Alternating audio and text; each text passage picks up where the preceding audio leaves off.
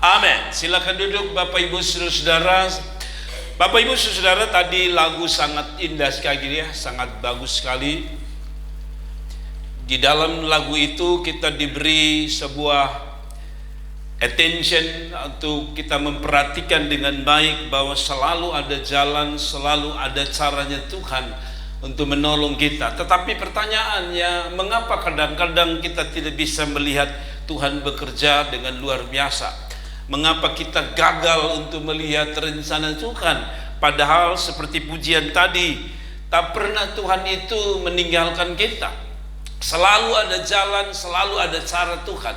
Dan dalam konteks ini mari kita belajar mengapa orang Israel gagal. Kalau minggu lalu kita belajar bagaimana Israel menang, hari ini, minggu ini kita belajar tentang bagaimana orang Israel bisa gagal. Kalau kita tidak memahami firman Tuhan dengan baik, apapun rancangan Tuhan terbaik, benar, baik-baik, pasti kita gagal. Nah, Bilangan 14 ayat yang ke-1 sampai ayat yang ke-14. Saudara-saudara, sebelum saya baca ayat yang ketiga, saya mau baca ayat 8, tetap saja di situ. Saya mau baca ayat 8 dari ayat 1 sampai ayat 11 dari Bilangan pasal 14. Dia bilang begini, jika Tuhan berkenan kepada kita, maka Ia akan membawa kita masuk ke negeri itu dan akan memberikannya kepada kita suatu negeri yang berlimpah susu dan madunya. Perhatikan, rencana Tuhan itu membawa orang Israel masuk di dalam satu tanah perjanjian yang dikatakan dalam ayat 8, suatu negeri yang berlimpah susu dan madunya. Jadi ini bicara tentang rencana indah. Ini bicara tentang rancangan Tuhan yang luar biasa bagi Israel dan bagi kehidupan kita. Hari ini kita tidak lagi datang ke negeri tanah perjanjian, karena itu milik orang Israel secara fisik. Tetapi yang saya maksudkan adalah ada begitu banyak janji Tuhan untuk kita seperti orang Israel. Namun kenapa kadang-kadang janji Tuhan itu tidak terjadi? Pertanyaan sederhana, apakah Tuhan yang gagal untuk menyatakan rencananya? Atau yang kedua, atau apakah Tuhan berdusta tentang janjinya? Kalau saudara pelajari dari Alkitab, selalu dari kitab Kejadian sampai Wahyu, saudara akan menemukan kata ini. Lalu Tuhan membuat segala sesuatu, atau Tuhan melihat apa yang dijadikan baik. Jadi saudara-saudara, mengapa orang Israel dan mengapa kita tidak bisa melihat rencana Tuhan yang indah ini, yaitu satu negeri yang penuh susu dan madu, satu negeri, satu janji untuk kita alami. Mari kita perhatikan apa yang membuat orang Israel gagal. Coba kita baca ayat yang ketiga. Mengapa Tuhan membawa kami ke negeri ini? Supaya kami tewas oleh pedang dan Israel serta anak-anak kami menjadi tawanan? Bukankah lebih baik kami pulang ke Mesir? Perhatikan, Tuhan tidak pernah membawa mereka mati di padang gurun. Tuhan sebenarnya tidak pernah membawa mereka untuk menawan mereka, membiarkan istri dan anak-anaknya menjadi tawanan. Bahkan mereka harus mati di padang gurun. Tetapi Tuhan punya rencana yang luar biasa. Tapi itulah orang Israel dan kita semua. Kadang-kadang kita tidak bisa melihat cara Tuhan, rencana Tuhan, sehingga kita juga tidak bisa melihat bagaimana Tuhan menggenapi janji. Next, kalau saudara lihat baik-baik ayat yang poin yang pertama, saudara-saudara, pertama, mengapa kita gagal untuk masuk dalam rencana Tuhan? Mengapa orang gagal untuk bisa sampai pada tujuan rencana Tuhan yang tadi ayat 8 bilang, ke negeri, ke tempat yang subur, yang penuh dengan berkat-berkat secara jasmani. Hari ini Tuhan bukan tidak punya rencana besar untuk kita, tapi yang membuat rencana besarnya gagal karena pertama, kita tidak bisa belajar untuk mengerti rencana Tuhan. Kita tidak mau memahami rencana Tuhan. Mari coba kita baca ayat yang ketiga tadi. Mengapa Tuhan membawa kami ke negeri ini? Supaya kami tewas. Perhatikan, Tuhan tadi bilang di dalam ayat 8, kamu pergi ke satu negeri yang penuh susu dan madu. Tapi ayat 3, orang Israel itu berpikir begini, kalau memang susu dan madu, atau negeri yang penuh susu dan madu, maka kenapa sampai di sini kami punya pergumulan yang berat sekali? Rasanya karena sebenarnya kalau konteks pasal 13, ini adalah satu negeri di mana Tuhan menyuruh mereka pergi, atau mereka disuruh oleh pemimpin mereka untuk mengintai negeri di mana Tuhan akan kirim. Tapi ketika mereka sampai, mereka lihat ada satu pasukan atau ada satu bangsa yang besar seperti raksasa. Mereka ketakutan, jadi mereka sudah negatif thinking dahulu. Padahal Tuhan sendiri tidak pernah negatif thinking. Tuhan punya rencana. Jadi pertama, saudara-saudara, yang membuat kita gagal adalah, kalau saudara perhatikan tadi poin yang pertama, saya bilang apa tadi? Tidak belajar untuk mengerti rencana Tuhan. Ada banyak orang tidak bisa masuk di dalam janji Tuhan sederhana, karena saudara tidak belajar memahami rencana Tuhan. Rencana Tuhan itu tidak selalu berjalan seperti mau kita. Maunya mereka ya pergi kalau bisa lawan mereka, musuh mereka hanya orang-orang kecil. Tapi Tuhan punya rencana yang lebih besar. Dan katanya, saudara dengar ini, kalau saudara memimpikan sesuatu yang besar, maka saudara harus bisa menghadapi tantangan yang besar. Saya ulangi lagi, kalau saudara mau untuk menjadi sesuatu yang besar, Anda harus siap menghadapi tantangan yang besar. Tuhan memang punya rencana besar, tapi Tuhan tahu bahwa untuk bisa sampai pada hal yang besar, kita harus siap menghadapi persoalan dan tantangan yang besar. Saudara-saudara, waktu saya Natal kemarin, saya pergi ke satu kampung untuk pelayanan, Poli namanya. Kalau saudara ikut, itu tantangan jalannya luar biasa. Tapi ketika kami berada di puncak gunung, saudara tahu, wow, kami lihat indahnya TTS itu, baru kami lihat dari atas gunung itu.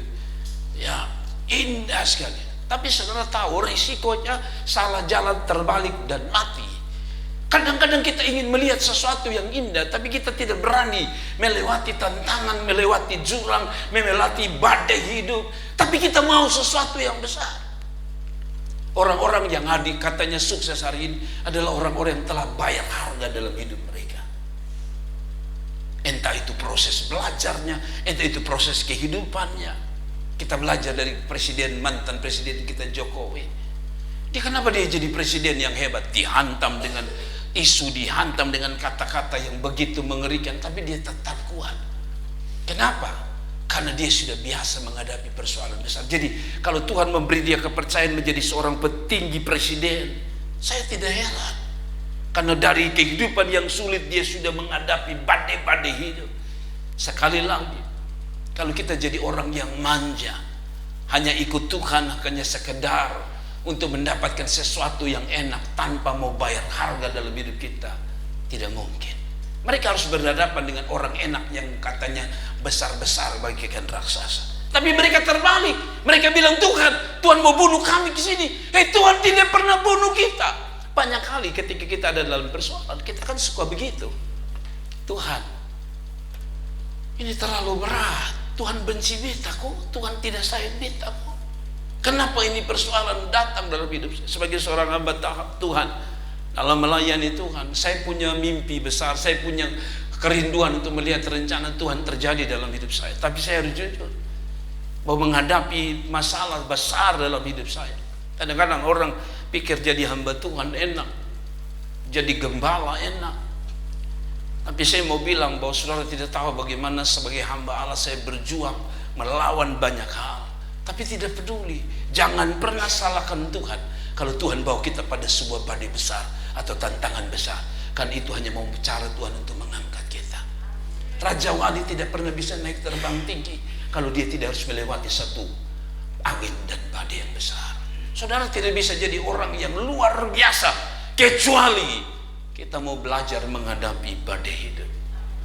Lalu kita hanya dengan kata-kata sederhana saja kita tersinggung, kita marah. Bagaimana kita mau lihat rencana Tuhan jadi? Kalau kita hanya menghadapan dengan hal-hal kecil saja, kita tidak bisa hadapi. Apalagi kalau Tuhan percayakan kita pelayanan besar. Sekali lagi, belajar mengerti rencana Tuhan. Yang membuat sulit kita memahami rencana Tuhan, karena kata Alkitab, rancangannya itu bagikan apa? Langit dan bumi. Kadang-kadang yang kita mau justru itu bukan yang Tuhan mau. Kadang-kadang yang kita mau bukan itu yang Tuhan mau. Saudara lihat Ayub, Tuhan dia mau supaya mungkin dia diberkati, tapi Tuhan punya rencana lain. Lewat proses dia punya anak mati, binatang-binatang usahanya bangkrut kalau boleh saya bilang. Tapi sekali lagi, Ayub itu selalu bilang begini, Tuhan yang memberi, Tuhan yang mengambil, terpujilah nama Tuhan. Kenapa dia mengatakan? Karena dia lebih belajar memahami rencana Tuhan daripada rencana dirinya. Anak muda, orang tua dengar. Kalau kita mau lihat sesuatu yang luar biasa terjadi dalam hidup kita dan anak-anak kita, termasuk kita orang muda, belajar memahami rencana Tuhan. Rencana Tuhan itu tidak enak, saudara. Maksudnya proses untuk masuk dalam rencana Tuhan itu tidak enak. Tapi percayalah, hasilnya ada susu dan madu yang Tuhan kasih tepuk tangan untuk Tuhan. Yang berikut, poin yang kedua, saudara-saudara perhatikan baik-baik. Saudara lihat ini, satu yang membuat kadang-kadang kita gagal adalah kita tidak bisa, kita suka menerima hasil. Dengar baik-baik. Yang membuat kita gagal itu karena kita fokusnya pada hasil dan lupa bahwa hasil itu harus dimulai dari sebuah proses. Saya ulangi lagi. Kadang-kadang kita ini suka pada poin terakhir, yaitu sebuah hasil yang luar biasa, tanah perjanjian yang penuh susu dan madu, ya, dan penuh dengan buah-buah yang manis dan indah sekali. Tapi kita tidak mau melewati sebuah apa yang saya sebut sebagai proses. Yang saya sebut dalam poin 2 ini, kita gampang menyerah. Kita pingin supaya jalan pulang. Apa maksud saya? Kita gampang menyerah, padahal Tuhan sudah bilang itu di depan sana ada tanah perjanjian. Itu rencana saya yang luar biasa untukmu. Tetapi dengar baik-baik, kita tidak bisa ambil itu janji itu dengan gampang saja. Kita harus menyeberang atau kita harus melewati apa yang disebut proses kehidupan. Tapi dalam proses itu kita gagal meraih janji Tuhan karena satu, kita gampang menyerah. Coba kita baca ayat 4. Dan mereka berkata seorang kepada yang lain, baiklah kita angkat atau kita mengangkat seorang pemimpin, lalu apa? Pulang ke Mesir. Saudara dengar baik-baik ya. Tidak semua teman itu memiliki cara pandang yang positif. Ketika saudara ada dalam proses, lihatlah siapa yang menjadi temanmu, siapa yang memimpin saudara. Begini, waktu itu orang Israel berpikir begini, ya memang tanah perjanjian, tapi lebih baik pulang. Ngapain mau dapat tanah perjanjian kalau kami mati? Pulang. Itu pikiran mereka. Sehingga mereka memilih pemimpin. Pemimpin ini bukan mengajar mereka untuk maju, tapi pemimpin ini kalau bisa dapat pemimpin yang ajak kami pulang, ajak kami menyerah. Dia pun terjemahan begini, saudara. Kita boleh satu gereja, kita boleh satu wadah, kita boleh satu komunitas. Tapi dalam menghadapi tantangan, baik itu tantangan intern kita dalam satu komunitas gereja, tentu ada gesekan, ada perbedaan pendapat. Tapi kalau ada pemimpin dalam tanda kutip ya, ada teman gerejamu yang berkata, sudah tak usah lagi peduli, mundur saja. Saya kasih tahu, pemimpin jahat, teman jahat. Karena Tuhan tidak pernah ajar kita mundur. Yang Tuhan mau apa? Maju. Tidak ada konsep kekristenan mundur. Yang ada adalah maju. Saudara-saudara dengar, kadang-kadang kita jadikan setan pemimpin dalam hidup kita, bukan Tuhan. Dalam proses kita meraih sesuatu yang besar, kita sudah berpikir, oh saya dapat. Tapi dalam proses itu, kita bukan dengar Tuhan, kita dengar pemimpin yang lain. Entah itu teman kita yang tidak rohani, entah itu setan yang mengatakan kembali, menyerah. Hari-hari ini saudara, saya melihat kejahatan makin luar biasa, tantangan hidup makin luar biasa, dan manusia-manusia zaman sekarang mudah menyerah. Saya tanya saudara, saudara mudah menyerah?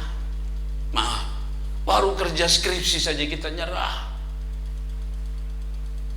Bagaimana saudara mau lihat sesuatu yang besar di sana? Baru lihat tugas-tugas dari dosen saja kita nyerah. Bagaimana kita mau lihat sesuatu yang lebih besar? Saya ingat waktu kuliah di sekolah Alkitab, termasuk saya. Dalam proses di kampus yang begitu luar biasa, yang harusnya kami bangun ikut, kami pun mau harus bangun pagi. Yang mungkin ya kalau kami ikut kami pun nanti jam doa berdoa. Tapi hari itu kami benar-benar dibentuk bangun pagi harus doa, baca Alkitab, belum kerja tugas. Kebanyakan kalau misalnya 40 siswa masuk di tahun ajaran baru itu 40, biasanya nanti wisuda dari 40 itu hanya tinggal 15, 20 orang, 20 tersingkir. Kenapa? Sederhana. Ada orang-orang yang tidak kuat dalam proses hidup. Tapi mau jadi pendeta besar, tapi mau jadi hamba Tuhan besar, tapi hadapi tantangan pingin pulang dari sekolah Alkitab. Ini fakta. Dalam perjalanan hidup jemaat, dengar baik-baik.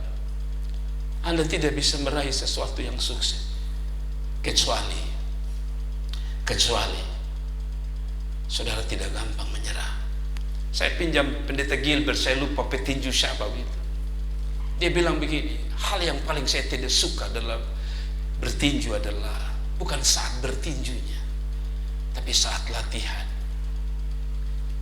Tapi dia bilang, justru disitulah saya fokus untuk latih. Karena latihan itu tidak enak. Tetapi ketika dia berhasil menjadi juara, dia sadar juara itu adalah satu titik saja. Tapi untuk mencapai sampai di juara itu, kita harus melewati ribuan titik. Saya ulangi lagi. Orang suka dari titik ini lompat sampai di titik terakhir. Satu titik keberhasilan itu, dengar baik-baik, adalah satu titik di depan. Tapi untuk mencapai titik yang ada di depan keberhasilan, Anda harus tahu ada ribuan titik yang harus Anda sambung untuk sampai di sana. Saudara perhatikan, ini Tuhan ini mau bawa mereka ke, kalau saudara baca Eskol itu ada satu tempat namanya Eskol, itu luar biasa suburnya. Tuhan mau bawa ke titik itu. Tapi kita tidak mau lewat titik demi titik, ribuan titik. Titik itu banyak, titik itu proses hidup, titik itu doa dari satu ke doa yang lain. Titik itu adalah kerja keras dari satu titik yang lain, baru sampai di sana. Jadi orang muda, jangan lihat orang tuamu sukses. Jangan lihat teman punya kesuksesan. Tanyalah dia, dari mana dia pernah beranjak. Dia akan jawab seperti saya. Dia telah melewati titik-titik yang terberat dalam hidupnya. Dan akhirnya dia sampai untuk mendapatkan sesuatu yang dahsyat dan luar biasa. Boleh kita kasih tepuk tangan. Jadi saudara-saudara, teman-teman, dan seluruh jemaat, jangan menyerah. Yang ketiga, saudara-saudara lihat ini. Yang membuat orang gagal adalah kita kurang fokus atau salah fokus. Tadi lihat ya, Tuhan itu fokus kemana saudara? Ke tanah perjanjian. Itu fokus Tuhan. Kamu akan ada di titik yang paling tinggi, titik yang penuh kemuliaan, titik yang penuh harapan di sana, di Eskol. Tapi orang Israel itu bilang, hei kami akan mati di sini. Fokus harus beda. Kalau fokusmu hanya lihat, hidup saya melayani penuh tantangan. Hidup saya melayani tidak dihormati, tidak dihargai. Atau saudara mengatakan hidup tapi saya tidak dapat apa. Kalau fokusmu hanya itu, saudara akan mendapatkan apa yang saudara dapat hari ini, tapi saudara tidak bisa dapat sesuatu yang baru, sesuatu yang hebat, sesuatu yang luar biasa di depan sana. Kalau fokus kita hanya fokus pada persoalan. Saudara kalau lihat itu rumah-rumah yang bagus, ada satu rumah dari sini kalau saudara ke Camplong sampai di Oesau, Kak Ian pasti tahu. Ada suatu rumah di tengah-tengah sawah setelah pasar Oesau cabang pergi. Sebelah kiri itu ada rumah mewah luar biasa, satu-satunya rumah paling mewah. Orang pikir dulu itu rumah gubernur lah, rumah pejabat tinggi. Bukan, itu hanya rumah seorang Chinese pengusaha kalau tidak salah. Saudara kalau lihat itu rumah bagus sekali, rumah itu bagus kayak istana. Tetapi saya tanya saudara, dalam waktu membuat rumah itu, apakah Anda bisa lihat langsung keindahan itu? Tidak. Waktu dibuat pertama itu saya lewat situ, saya sering lewat situ. Waktu mereka kerjakan pertama itu, gali tanah itu makin dalam. Lalu tanah-tanah putih ditaruh, tidak ada bentuk. Waktu mereka kerja fondasi, tidak ada bentuk. Waktu mereka pasang-pasang kayu-kayu untuk susu-susu, tidak ada bentuk. Seperti kacau luar biasa. Tapi saudara tahu, setelah semua dibongkar, kayu-kayu itu penopang itu dibongkar semua. Hari ini kita lihat ada satu rumah yang luar biasa. Kehidupan kita demikian. Kalau kita hanya fokus di hari-hari ini, masih ada kayu-kayu yang kelihatan berantakan. Masih ada persoalan-persoalan yang kadang-kadang membuat kelihatannya Tuhan sudah gagal karena berantak ini hidup. Cerita yang kita mau seperti Tuhan rombak. Kalau saudara hanya fokus di situ, kita jadi orang yang menyerah dan kita tidak pernah lihat janji Tuhan digenapi. Kalau mau lihat janji Tuhan, fokus pada cara pikir Tuhan, fokus pada rencana Tuhan, bukan fokus dengan hal-hal yang ada di sekeliling kita. Kan orang Israel begitu. Seandainya mereka fokus, oh iya ada tanah perjanjian, oh itu tanah subur, oh itu tanah yang penuh susu dan madu. Seandainya mereka fokus ke situ, maka orang enak yang tadi katanya seperti raksasa tidak akan mereka peduli. Mereka tidak akan fokus bahwa saya ini akan mati. Mereka tidak akan fokus itu karena mereka tahu Tuhan yang akan bawa mereka ke sana. Demikian dengan kita. Kadang-kadang kita fokus hanya pada tantangan. Bisa mau ikut saya minta maaf ya. Saya akan tetap mau tinggal satu jemaat pun saya tetap akan mendidik dengan cara saya. Saya akan mendidik saudara dengan cukup tegas. Saya minta maaf, ada beberapa orang muda yang tidak tahan dengan proses menghadapi apa yang saya kerjakan di gereja ini. Ya, saya berterima kasih ya kepada orang-orang tua yang mungkin anak-anak pulang cerita Bapak Gembala keras. Tapi saya kasih tahu saudara, kalau saudaranya fokus kepada ketegasan saya, kerasnya saya mendidik anak-anak, saudara pasti akan kecewa. Mungkin saudara akan berkata pada anakmu, tak usah melayani, sudah dapat apa-apa, dapat marah lagi. Dan tidak akan lihat sesuatu. Ada orang-orang yang saya tegur, hilang. Saya tidak peduli. Karena jujur, secara manusia saya dapat apa dari Anda? Saya tidak dapat apa. Tapi saya mau supaya saudara dapat apa-apa dari Tuhan. Sekali lagi saudara dengar baik-baik. Kalau saudara pikir saya didik dengan cara keras, hanya fokus pada kerasnya didikan gembala saudara, didikan orang tua saudara. Kalau saudara fokus di situ, beta mbah aku kerasnya minta. Saudara lihat, saudara tidak akan pernah lihat rencana Tuhan digenapi. Coba baca ayat yang ke-7, ayat 5 dan 7. Lalu sujudlah Musa dan Harun di depan mata seluruh jemaat Israel yang berkumpul di situ. Tetapi Yosua bin Nun dan Kaleb bin Yefun yang termasuk orang-orang yang telah mengintai negeri itu mengoyakkan pakaiannya. Waktu orang lain pikir ini nanti kami mati, justru lain. Ini Yosua ini. Mari coba kita baca ayat 7, perhatikan. Dan berkata kepada segenap umat Israel, negeri yang kami lalui untuk dicintai adalah apa? Wih, ini luar biasa. Waktu orang Israel melihat ini, mereka tidak lagi fokus pada negeri itu. Mereka mulai fokus, aduh kami ini orang enak ini, yaitu raksasa-raksasa ini akan bunuh kami.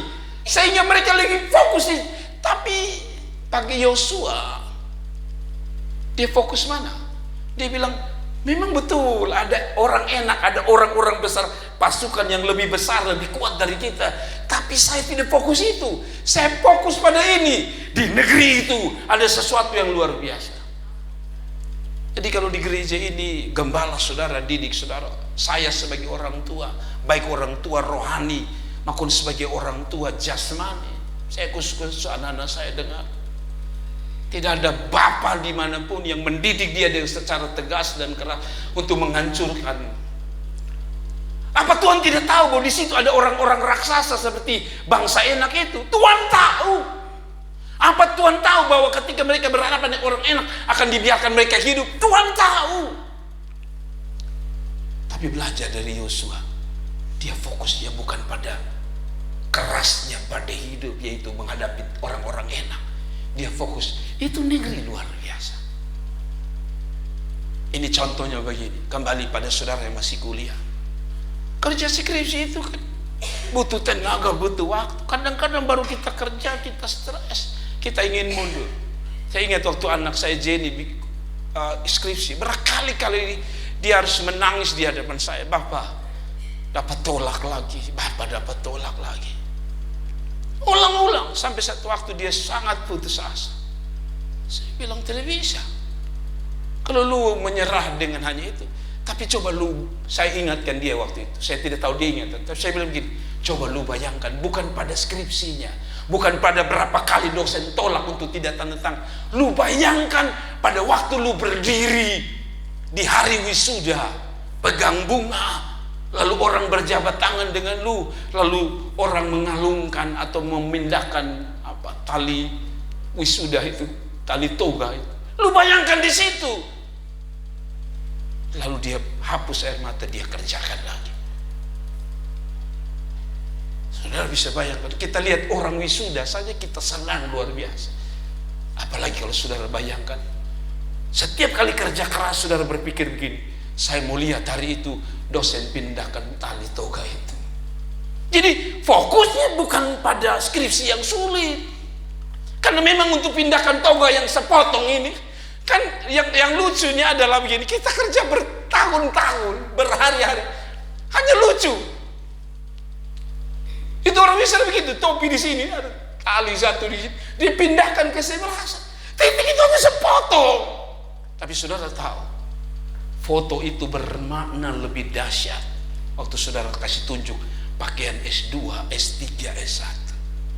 Orang-orang berkata sukses ya, tapi orang lupa kita hampir menyerah di sana, namun kita tidak menyerah. Saudara lihat, fokus di sana. Kalau saudara hanya fokus sekolah, dosen kasih tugas banyak-banyak. Nah, nanti lu kerja, lu kira kepala dinas kasih leos, lu kerja hanya satu pekerjaan. Apalagi kepala dinas itu dia ambil kesempatan dalam kesempitan. Karena dia juga butuh santai. Karena dia pernah alami jadi anak buah dulu. Waktu dia jadi anak buah dulu, dia pun kepala dinas pernah, woi, masih ketik-ketik begini, lu bikin surat ini ya, masih bikin, lu masih bikin apa? Bapak, kan bapak ada surat, oh cepat sedikit, habis itu lu pergi sana, itu kerja yang untuk laporan, pusing. Nah kalau kita yang hal sederhana, yang maaf, saya tidak menganggap remeh, yang skripsi, yang kerja tugas, saudara sudah mengeluh, tapi harap dapat gaji besar. Maaf saya bilang, bodoh sekali kita. Ada amin. Ada amin. Coba tanyalah pemain musik yang ada di sini. Mereka main musik ini, kita bilang, woi coba beta jadi. Tapi berapa banyak orang mau latih? Latih 1-2 kali, memang pun tangan ini kayaknya Tuhan tidak ciptakan itu. Bukan Tuhan tidak ciptakan. Ya, saya tidak tahu kakak Ian, saya tidak tahu yang Radi dorang. Tapi saya pun anak 3 ini, waktu saya didik Ibu Yanti, karena saudara pasti tahu bagaimana saya pun keras dia. Saya pun keras di anak-anak.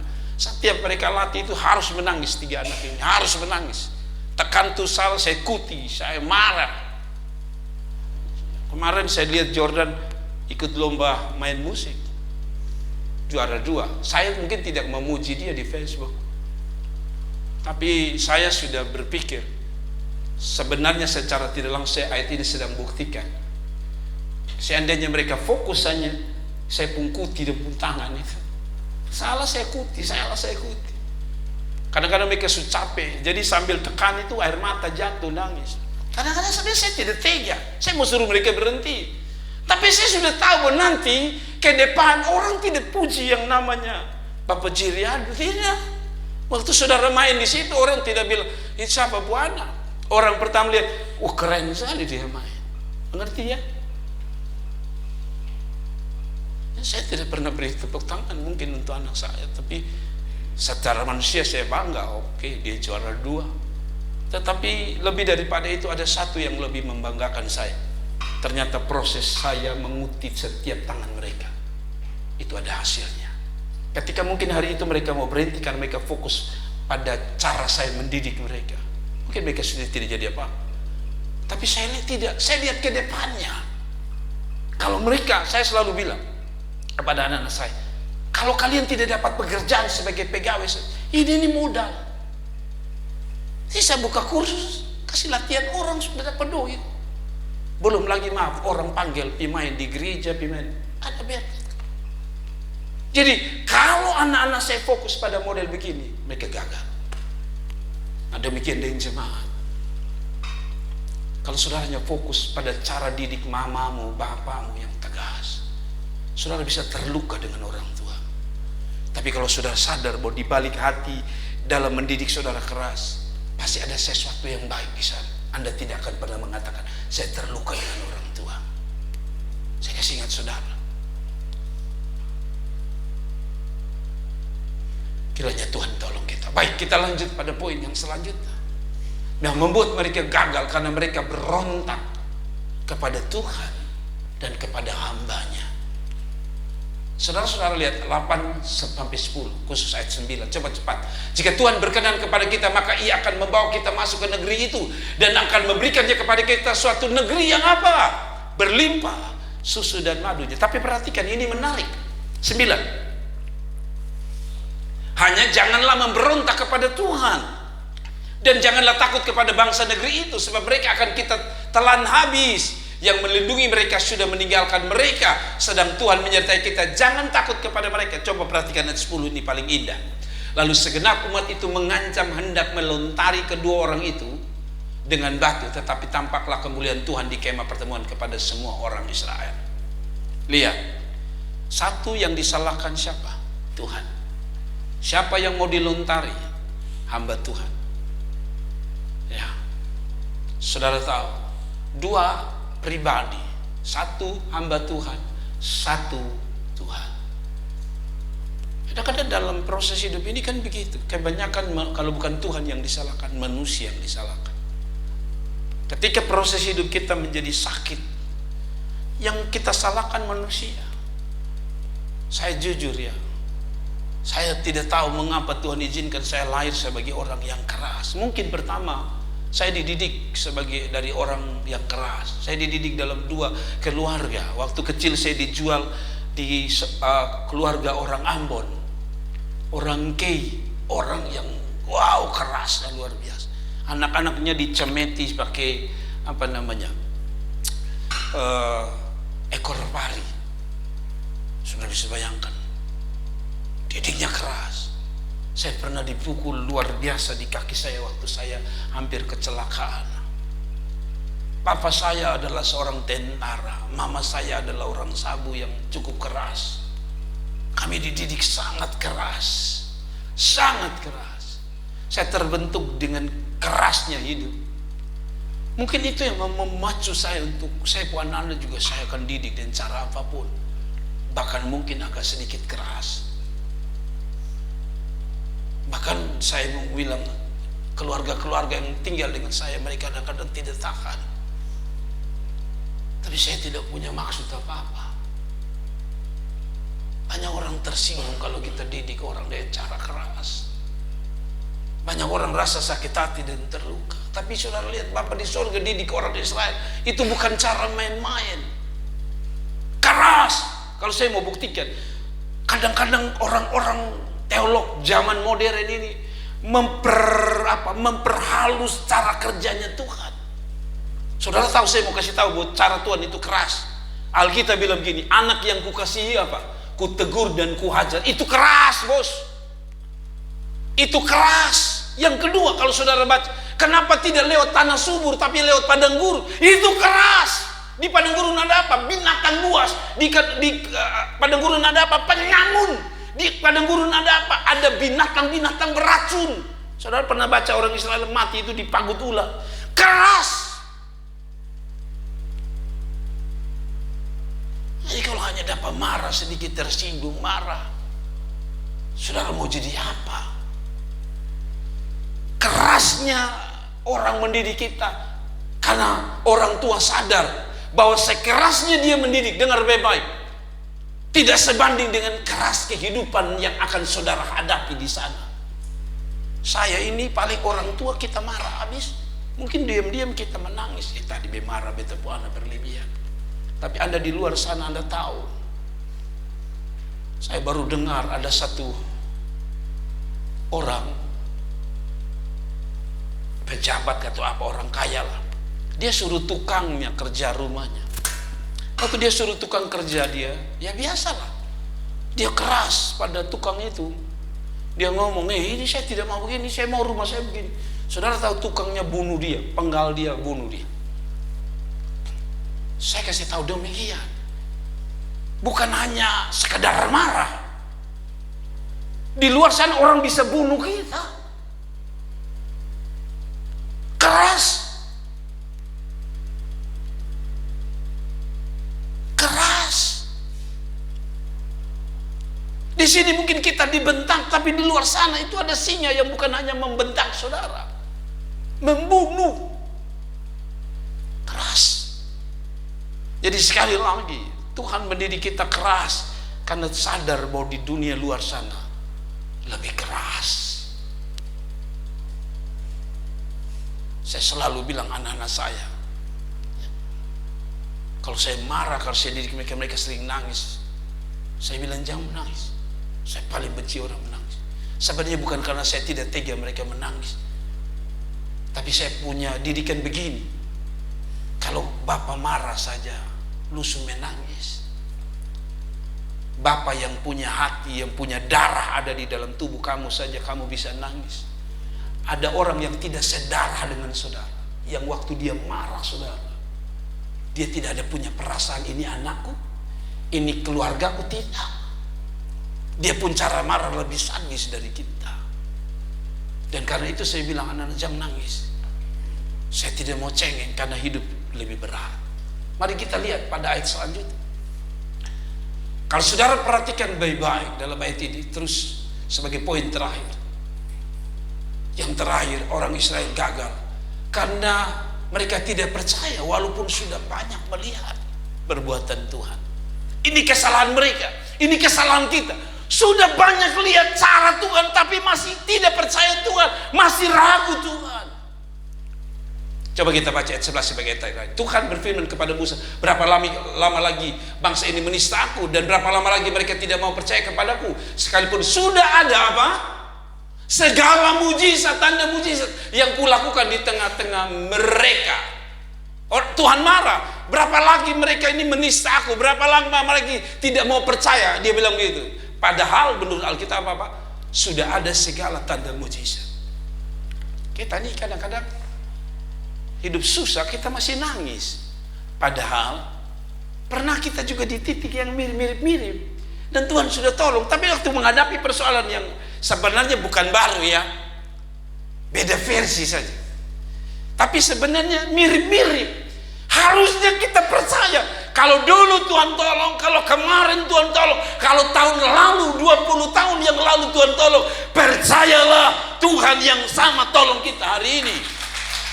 Tapi setan suka bermain. Mungkin dulu Tuhan tolong, mau jangan sampai ini kali tidak. Ini yang membuat kita gagal melihat rencana Tuhan. Kiranya Tuhan berkati kita, tunduk kepala dan kita berdoa. Bapa di surga,